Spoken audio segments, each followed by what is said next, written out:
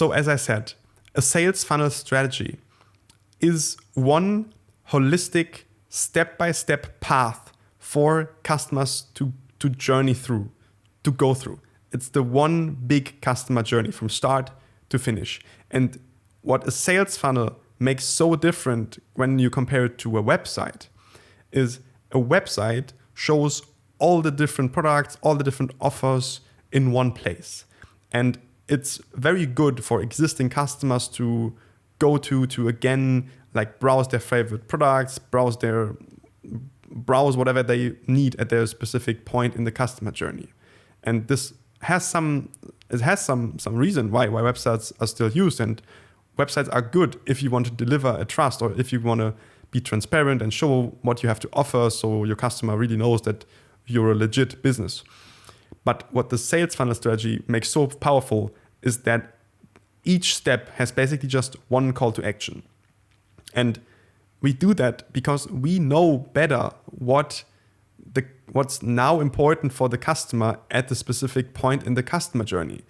If I know there's some cold customer that's just discovering my business and he's about to make his initial purchase, then I know that 90% of my products are not relevant for him right now. He's at the very beginning, he's at the very stage, and I can know that very precisely where he is and what he needs now in his journey. So what a sales funnel does is it only provides one specific solution to him now and doesn't show the rest, doesn't confuse him, doesn't distract him with all these different things that you could potentially offer him. It only gives this customer what he needs right now. And all these technologies with all these tools and these algorithms and retargeting stuff that we're going to discover helps us to take this one customer and to lay a path for him throughout our business, so that even at the second touch point, at the third touch point, at the second purchase, at other purchases, he never has this feeling of, I'm distracted, I'm confused, I don't know what to do. I don't know what to decide. Do I need this or do I need this? I'm pretty sure you know this feeling that you're going to a supermarket and you're a bit overwhelmed with all the choices and you're looking and you're comparing stuff and you're distracted, and in the end you don't buy anything because you couldn't make a good decision. The sales funnel strategy provides exactly this one only decision, just one call to action at each different point in the journey. So it is a focused, streamlined path through all our businesses, which is also called the customer journey.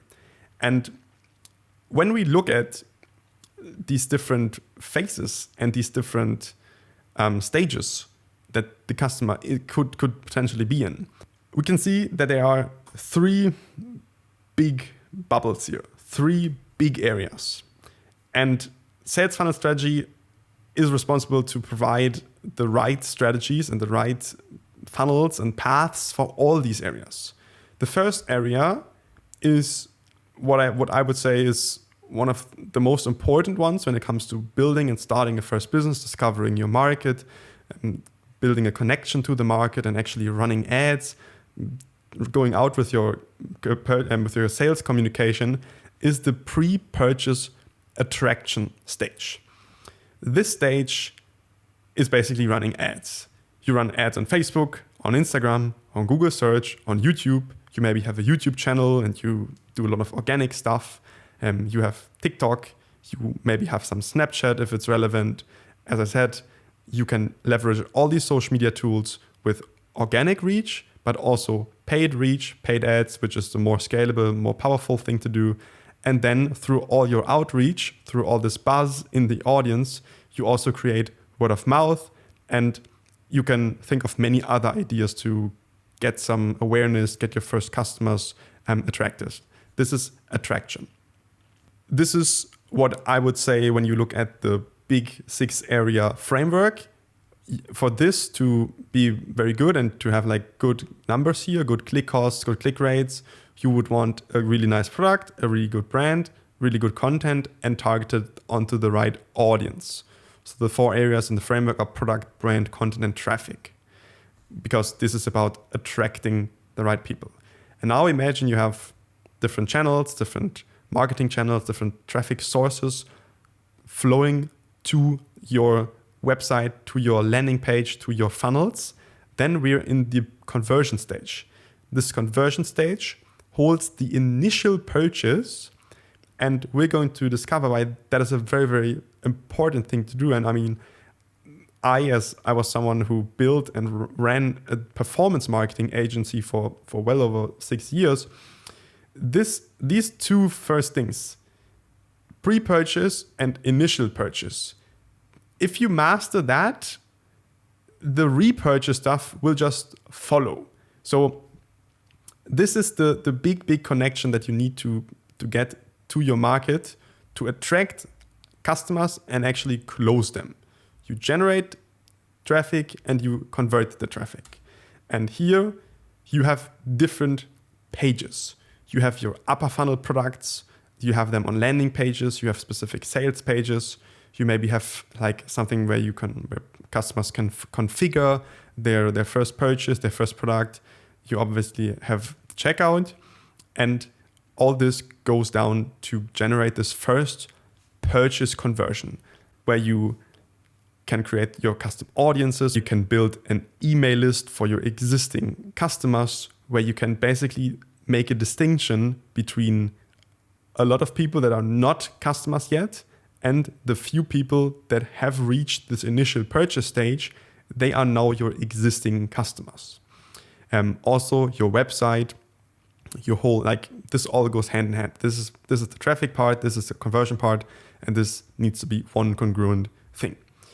And once you get this step done, and this is what I tried and figure out for years, how I can achieve this. How can I go out with a product and I run ads and I convert this traffic and I make the sales? And hopefully this is already profitable, but this might not be profitable for some businesses yet. Maybe you need some more stuff to be really profitable. Most businesses focus here on the initial purchase. Most businesses that are thinking long term, they don't need to be profitable here. It's enough if they are break even. Break even will be very, very good. But if you're slightly unprofitable on this first purchase, this is also not a problem. So I give you an example why this is not so important. Imagine you are a gym, and this gym sells memberships for 30 euros per month, and an average customer stays for many years. If they do marketing and if they want to build like a highly scalable marketing system, because they know their customers stay so long and they pay 30 euros per month and they on average stay for 1, 2, 3 years, they can invest a lot into one new customer. For example, they could spend, let's say, 90 to 100 euros on acquiring one new customer, which would mean that after 3-4 months, they broke even. But for every new customer, it costs them a lot. So they need some liquidity to kind of invest into new customer acquisition and then wait some months to become break even, and then everything after that would be profitable. So these are models where it's not important to be profitable on the first sale, and we mostly shoot for slight profit or break even here, because we know that the big money, the big profit is made in the retention when it comes to the repurchases. And here in the repurchases, this is where your marketing to existing customers becomes up to 100 times cheaper than marketing to cold customers. Because marketing to cold customers, you're in competition with all these other brands that try to reach them and stuff, and you don't have their direct contact. Once they bought a product from your business, you have their email, you have their phone number, you maybe even have their real address where they live, and you can like engage with them much more precisely and much cheaper through direct messages and remarketing. And now the goal is to actually duplicate what you just did for the first stages, because you see that there's attraction and conversion for the initial product. Now this thing becomes attraction and conversion for the next products. So here you can see, if I zoom into this, that you again have these attraction and conversion split. Like here, attraction, conversion for the first product, and here it's attraction and conversion for all the next products. And this goes on and on and on, depending on how many products you have, how many upsells, how many different other cross-sells and more stages and long-form retention, subscription models, and like high-price stuff you offer, you always have new attraction and new conversion for the new product. And we've named these products P1, P2, P3, P4, and this goes on and on. And for attraction, for your repurchases, you can run email marketing. You have Messenger, like Facebook Messenger, SMS marketing, WhatsApp marketing, retargeting ads through basically all of these channels. They offer retargeting ads. And you can very precisely tick and mark all your customers, and then you can create really, really cheap, really precise remarketing campaigns where you no longer offer this initial purchase product, but you offer your next product, which then becomes relevant for existing users. Again, you convert them through sales pages, through landing pages, through sub pages on your website, or through different webinar funnels or other funnels that you can come up with. And this will be your medium and bottom of funnel products.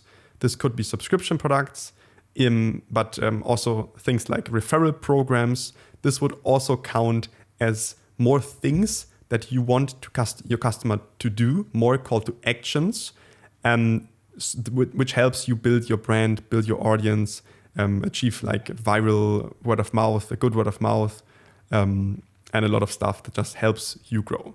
Also, community building becomes very important when it comes to keeping and retaining that customer and achieving this close connection, like really building a healthy relationship, a healthy, sustainable relationship with the customer by just making him super, super passionate and super glad and super thankful of all the different products and all the different services that you offer.